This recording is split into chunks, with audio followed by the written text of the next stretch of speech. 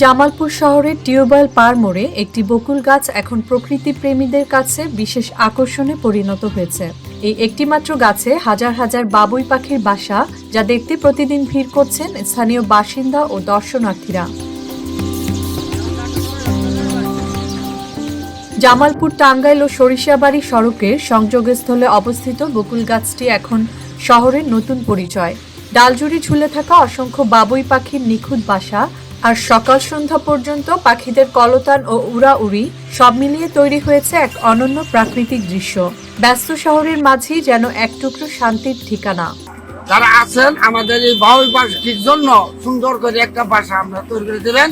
আমাদের ছোট্ট জায়গা প্রায় 8-10 বছর ধরে এই পাখি বাবুই পাখি এখানে আমাদের বাসস্থান তৈরি করে দেওয়া হয়েছে। আমার মনে হয় 10,000-এর মতো বাবুই পাখি অবস্থান করছে। এই পাখিটি যেন সারা জীবন বা তাদের জীবন ব্যক্তি এই গাছে থাকতে পারে।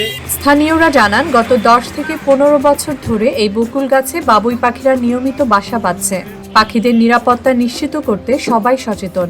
কেউ যেন ক্ষতি করতে না পারে সেদিকেও নজর রাখা হচ্ছে। অনেকেই নিজেদের উদ্যোগে পাখিদের জন্য খাবারের ব্যবস্থাও করেন। দর্শনার্থীরা বলছেন, এমন দৃশ্য তাদের ক্লান্ত জীবনে এনে দেয় প্রশান্তি ও আনন্দ।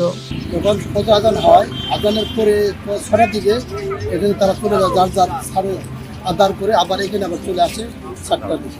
পরিবার পাখি পাতা গাছের পাশে পাতা পাতা পাতা করে পাখি বেশি আমরা জানতেছি এটা কোনো পাও করাও না, এটা কোনো ইয়েও করাও না, এটা তোমরা কোনো খাদ্য উকাও দেওয়াও না। এটা যার মতন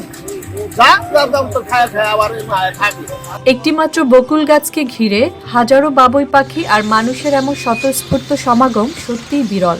এই দৃশ্য প্রমাণ করে প্রকৃতি এখনো মানুষের কাছে শান্তি, সৌন্দর্য ও অনুপ্রেরণার অন্যতম প্রধান উৎস। ডেস্ক রিপোর্ট, নয়া শতাব্দী।